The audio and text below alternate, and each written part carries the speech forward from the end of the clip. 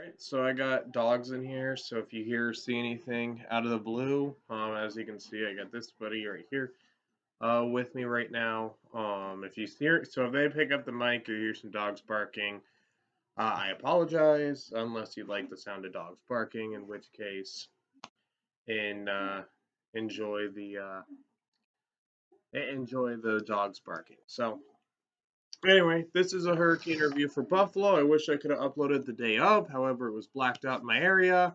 Even though it was an exclusive on ESPN and Hulu, it could have just been a glitch on my end. I don't know if it was as a whole, but I mean, seriously, you buy cable and streaming just to be able to watch all your team's games, and you still have to deal with the blackout.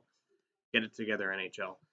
There's like literally it's at the point where it's a running joke about pirating games because of blackouts. Like people don't actually want to pirate games, and the NHL right now is literally forcing people to pirate hockey games. So I mean, it is what it is. It is what it is. But yeah, I'll rant aside. This was a great game for Carolina. Buffalo is definitive right now at this point in the season a good team. I will say I don't have my doubts about Buffalo. This Sabres team does feel different. However, Buffalo has had really good starts to the year before, and they ended up not having that good of a year. Actually, they ended up having terrible seasons. So we'll see if it continues for Buffalo. Personally, with the passion of the sports fan bases, I hope it does. But and the way they played tonight, it looks like it will continue because I thought Buffalo had a good game. They came off super strong against Carolina. Carolina coming off the back-to-back against the Lightning. Talked about that game earlier today. So if you want to watch that game, go ahead and check that game out.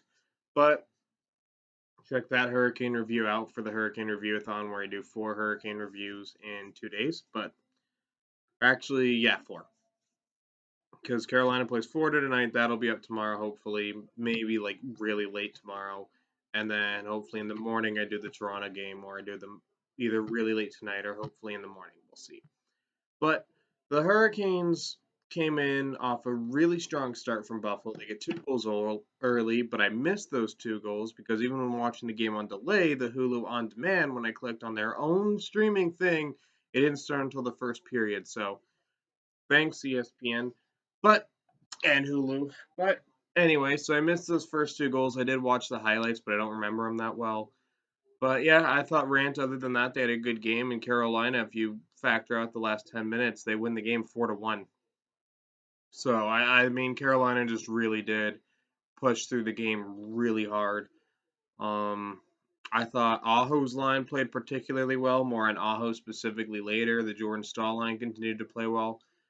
Slavin, I think, had a particularly good night tonight.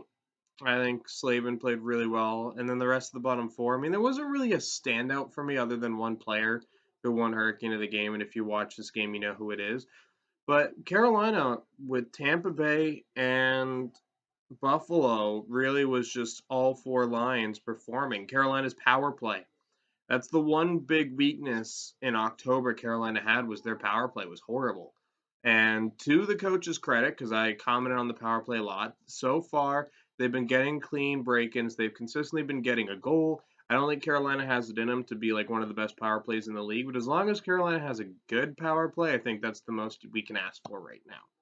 And I think they do. They've achieved the good power play. Will it turn into a great power play? Hopefully in the playoffs, because the power play has been a wild card spot. I still kind of just watching the game. I'm going to be monitoring how the power play does, because that was something that cost us in the playoffs.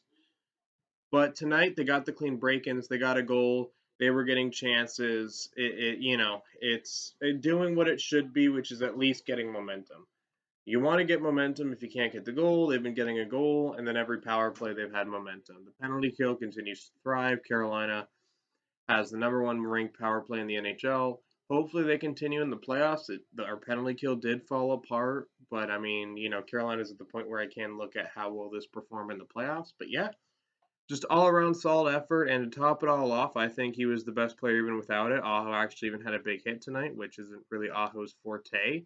However, he did achieve the big hit. Aho does get the big hit and everything, and he gets a hat trick, which is probably more important. But yeah, I mean, Aho gets a hat trick. He obviously wins Hurricane of the game. He was the best player on the ice tonight. He really did will Carolina to a win after a super slow start, and you love to see it. So that's it for this edition of Hurricane Review. Let me know what you guys thought about the game in the comments below. Like, and subscribe if you like the content I'm producing on the channel. Share it to your friends. Click the bell to be notified when I upload, because after tomorrow, we'll be all caught up on Hurricane reviews, and hopefully, I'll fall behind again, but hopefully that's going to be it for a while. But yeah, I will fall behind again. It's 82 games. It's hard to watch, but I'm committed to trying to watch all 82 games. So